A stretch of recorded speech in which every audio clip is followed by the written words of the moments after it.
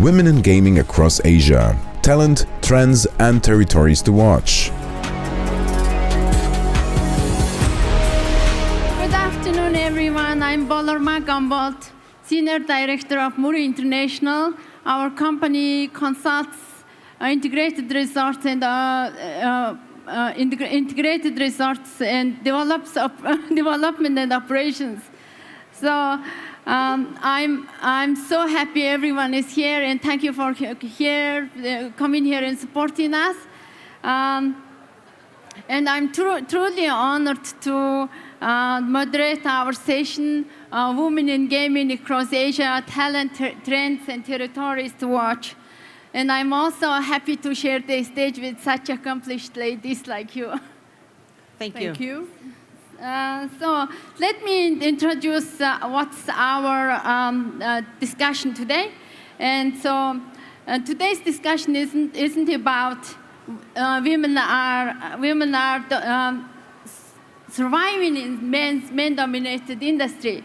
It's about how we are actively architecting its future across Asia gaming industry landscape, how women are driving innovation in tech, transforming player markets, and building inclusive ecosystem that fuel growth. And today we're going to spotlight leadership and impact, how women are shaping strategy and culture, emerging markets and trends, unlocking opportunity, and why inclusion isn't just moral, it's competitive advantage that redefines what's possible. And with me here, exceptional leaders, Julia Panina, Head of Product Marketing at EvenBet Gaming, scaling growth across 41 countries. Good afternoon, the audience. I'm honored to be here today. I'm the Head of Product Marketing at EvenBet Gaming, online poker and card games provider. And as Bolormaa said, we have operations in 41 countries now, and about 46% of our senior roles are taken by women. There are senior leaders in customer success department, human resources department, marketing department, design department, and many team leads in our technical department. One notable example or a success story. Can I introduce the next guest and then move on to questions? Okay, so then we have Priya Ahlawat, founder of Jumping Play Studio, creating games that resonate with tomorrow's player. And then we have Ellen Frojd, CEO of smartrecruitment.com. So she knows how to build the winning teams. Thank you for the introduction. Now let me move on to the questions. Okay, so we start with you, Julia. So EvenBet operates in 41 countries, as you said. So how have females-led marketing strategies helped tailor gaming experience for diverse Asian markets? Any standout campaigns or markets where female leadership made clear impact? That's one. There is one success story I want to share with you. It's about our customer success director. Over past few years, we managed to build very strong relationships with our big customers in India. And she played crucial role in strengthening these partnerships. Not only does she supervise all the key changes of the product, but she travels a lot to India and other countries which they propose for meetings, and she meets customers' teams in order to clarify all the issues. And it's clear now that the revenues in those companies went up high, and so her role is very effective. If we speak about standout marketing campaigns, I would mention 2 charitable poker tournaments of 2024, which were initiated, structured, and carried out completely by women in our company, and they were a success. Wow, thank you. Thank you so much. So great to hear women are through relationship built in revenue. So now let's go into the product side. And Priya, as a founder, how does having women in design and development influence the types of games being created for Asian players? Are female gamers in growing demographic, and how does that affect design? Actually, if I speak about the Asian market, it's roughly 40% are female players.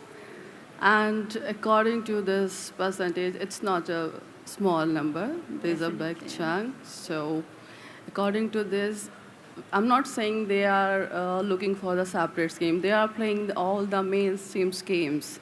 But as women, we should take care of them as well. So bringing the game for them, better understanding for they want what type of game they want. They generally will like the light games or related to the stories and the different mechanism they would like to play. And if I'll speak about what the role in the designing and the development, the women always put the best values in every field, you can say. So if they will be in designing and development, they will put their real life related perspectives, their different ideas for the understanding on the female players and to all the others, I can say. So they always were at the values in the gaming, and Asian market is growing, so will grow, and the numbers will grow as well. We are doing so. What I will say, the female will play the good role in the designing and in the game development. They need to come out more. Initially, they are not, but yes, slowly and gradually we are growing. The market is growing, players are growing, so everything is growing like this. Thank you. Wonderful, wonderful. So let's move on to talent. And so I ask Ellen. So you see hiring trends in firsthand. What skills are companies demanding, and how are women uniquely positioned to fill these roles? Are more women moving to C-level tech roles in gaming compared to 5 years ago? Yes, I would say like in iGaming companies, from what we see from a recruitment's perspective, is that they are looking for people that can combine that tech skills with the commercial skills. So there's a high demand within product, data, operations, and sales and marketing. And they're looking for someone who can understand the technical side of the business, but also then bring in the commercial aspect in terms of driving growth, building relationships, and overall lead teams across various markets. And women are stepping up more in these areas. We've seen women leading product teams, heading marketing strategies that are taking on positions ahead of marketing, up to C-levels, at CCO, COO, because women bring in those kind of skill sets. They have strong communication, strong leadership skills, attention to detail. They good communication, which is very needed in a fast-paced industry like this.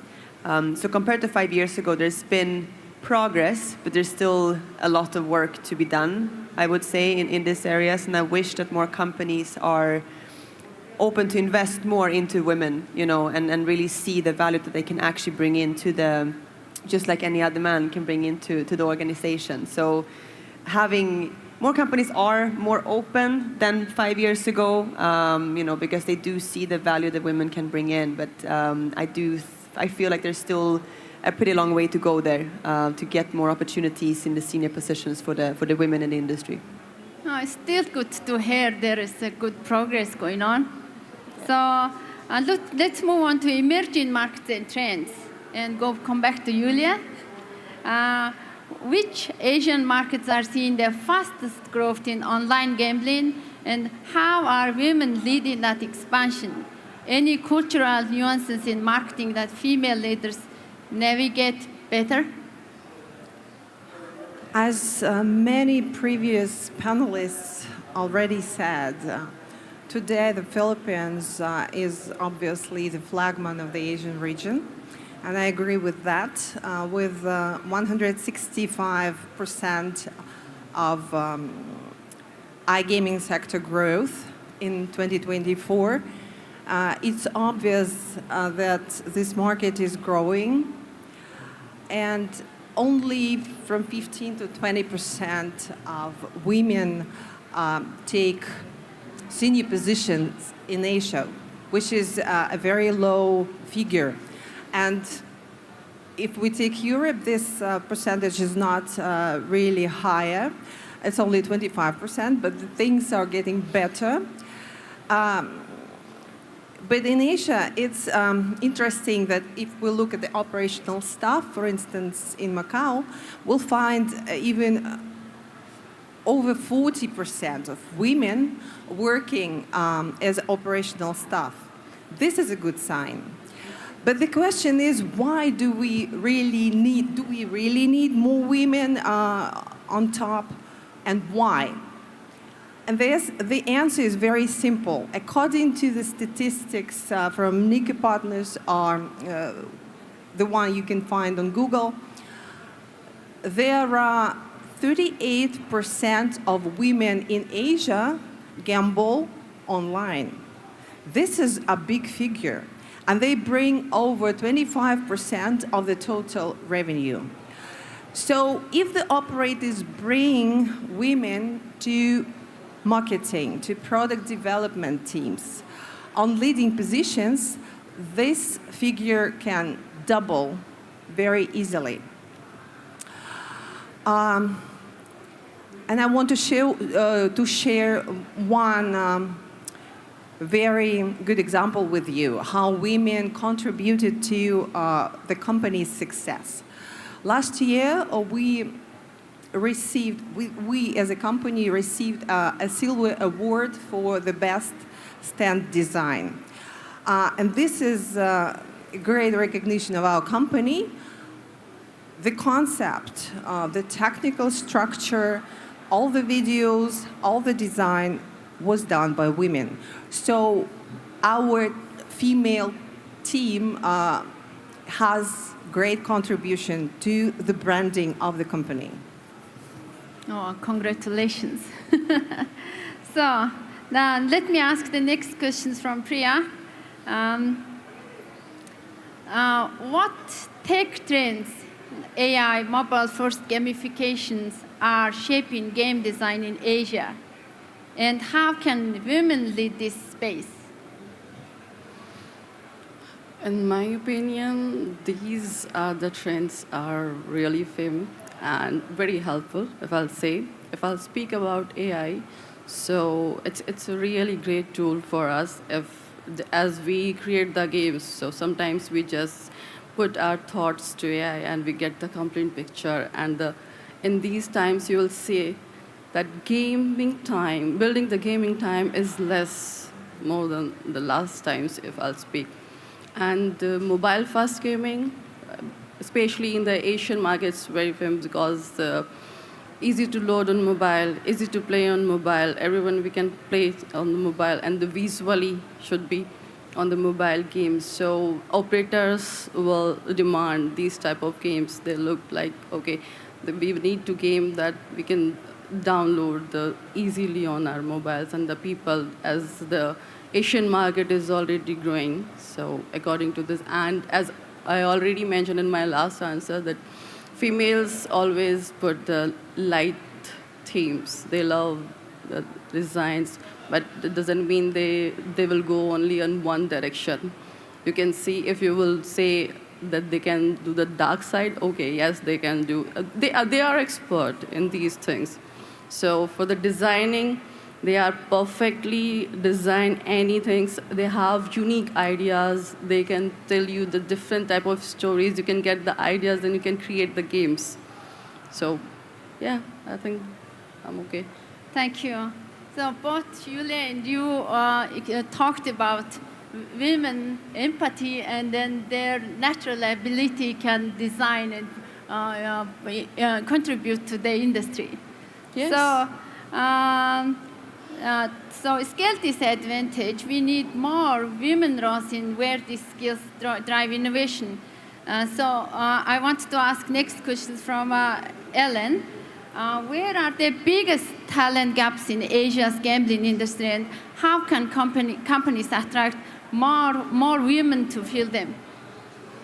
So I mean, we work over Asia, all over Europe, and looking at Asia, we represent various kind of iGaming companies. And when I looked into the question, we do see gaps almost a little bit everywhere, to be honest, when it comes to women in this industry. And I think to attract more women to these gaps and to these roles is the companies needs to be intentional. And what I mean by that is that they need to offer more flexible work setups, maybe remote setups, clear career development paths for women to take on. And I do think that Asia can be hopefully at least a bit inspired by maybe where Europe is at this stage. Obviously, there's more work to be done in Europe as well, but there is more progress in a sense from what I've seen in leadership positions with women in Europe compared to Asia. So I think that could be one step for companies to do, to look into how the European companies have, what strategies they have used as well. I do think that, to fill these gaps for companies to look beyond the traditional backgrounds. There's a lot of skilled women in nearby industries. We're talking fintech, e-commerce, crypto, that can enter the iGaming industry with the right support. So I think if they come in an environment that is inclusive and supportive, it will increase the chances of them wanting to join this industry and actually stay in it in the long run. So overall, it's about trying to find ways of making women feel more included and see much more clear paths for them to take to be ready to step into those leadership roles. And I mean, looking at having the balance within organizations, I think the main point is to find that perfect balance. Doesn't mean that we should just hire women for the sake of hiring. Of course, we need to hire the right talent. But funnily enough, in our company throughout all of our years since we started in 2018, we have been almost always majority women, sometimes only women. So our goal now is to get more men into our company to find that balance on the other side. So I think it's about finding that balance and not just doing it for the sake of doing it. That's funny. Okay, let's move on. Our time is looks like running out. So let's move on to inclusion as a business advantage. And we'll, as you said, move beyond diversity for diversity's sake to show real business impact. So both Priya and Julia, answer quickly. How does having women leadership directly contribute to better products, marketing, and company growth? I agree with Ellen. There has to be balance. And we have 46% of our top management being women, not for the sake of inclusion. It was done by providing equal opportunities to talented people, regardless their gender or how many children they have or other aspects. And to share one more successful story, our human resources director, who is here in the audience, she managed to reduce employee churn from 30% to 16% within 5 years, which is a significant result, I suppose, because our team is widely spread around the world. We have many remote employees, and it's very difficult to keep the company together. So that was really great result. Yeah. Yeah, sure. In my opinion, I would say that women is already good in leadership roles. They lead their house, you can say, after marriage, the husband, the kids. So they play the same role in the professional life. Okay, I'll do this, I'll do this. And they are very clear in their thoughts. They are very good in leadership qualities. And if I'll speak about the marketing, then I think I can give you a good example. I hope everyone have watched this series. It's called Emily in Paris. It's a really great example how a woman come with the imaginative mindset and give the great emotional storytelling for marketing a product. So it's really connect that only women can do these things, not anybody else can do this, because as we are very expert in our imaginative mindset, so we can go with this mindset and we can sell our product as they already mentioned, Julia. That's wonderful. I want to watch Emily in Paris now. Yes, please, you should. Okay, I have different questions for Ellen. So what are the most effective strategies companies use to retain and promote female talent? I mean, for once, what I've seen and what I think is needing to be done is, to both retain and promote more female talent to come, is to offer flexible, like I mentioned this in my previous answer as well, like offer that kind of flexibility, flexible hours, maybe remote options, and overall, the understanding of, for example, working parents, specifically, if there is potentially a woman who is balancing, the kids and work, or the family and work. And I can take myself as an example there. I have had that flexibility throughout my career with this company. Despite being a mother of twins, I was able to get that flexibility and get the opportunity to still lead in this company. So I think flexibility and understanding of work-life balance, overall mentorship and career development is very important.